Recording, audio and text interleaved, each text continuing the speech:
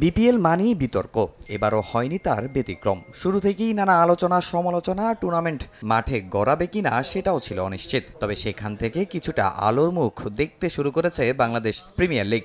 রোববার প্রায় ১২ বছর পর এই টুর্নামেন্ট দেখবে নিলাম পদ্ধতি। যদিও সেই নিলামের আগে আবারও শুরু হয়েছে নতুন বিতর্ক।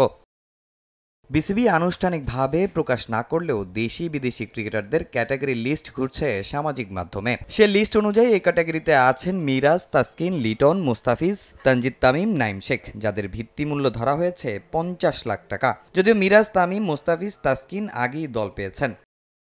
মুশফিক মাহমুদুল্লাহ শান্তরা ৩৫ লাখের বি ক্যাটাগরিতে। ইয়াসির জাকের অঙ্কনের জায়গা হয়েছে এই ক্যাটাগরিতে, কিন্তু ধারাবাহিক পারফর্ম করা রাকিবুল কিংবা এবারের এনসিএল টি-20-র সর্বোচ্চ রান সংগ্রাহক মাহমুদুল হাসান জয়কে গাজী আশরাফ হোসেন লিপুর নির্বাচক প্যানেল উপযুক্ত মনে করেননি বি ক্যাটাগরির জন্য।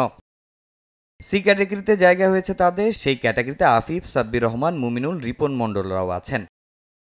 রাইজিং স্টার এশিয়া কাপে ১ সেঞ্চুরি ও ১50 করা হাবিবুর রহমান সোহান আছেন ডি ক্যাটাগরিতে। এফ ক্যাটাগরি পর্যন্ত ক্রিকেটারদের তালিকা প্রকাশ করেছে বিসিবি, তবে কোথাও খুঁজে পাওয়া যায়নি এ দলের হয়ে সাউথ আফ্রিকার বিপক্ষে সেঞ্চুরি করা ইফসি কিংবা এনসিএলের আবিষ্কার তরুণ মিস্ট্রি স্পিনার রুবেল মিয়াকে। রাইজিং স্টার এশিয়া কাপে খেলা স্বাধীনেরও জায়গা হয়নি, অথচ তরুণ প্রতিবাদীরই থাকার কথা সবার আগে। বিদেশিদের তালিকাও প্রকাশ পেয়েছে। আগে থেকেই ডিরেক্ট সাইনিংয়ে অ্যালেক্স হেলস, ওসমান খানকে দলে ভিড়িয়েছে ঢাকা ক্যাপিটালস। মোহাম্মদ আমির, সায়েম আইয়ুবের সঙ্গে চুক্তি করেছে সিলেট টাইটান্স। কুশল মেন্ডিস, আবরার আহমেদরা যুক্ত হয়েছেন নোয়াখালী ও চট্টগ্রামে। কিন্তু তালিকায় কিছু নাম অবাক করেছে সবাইকে।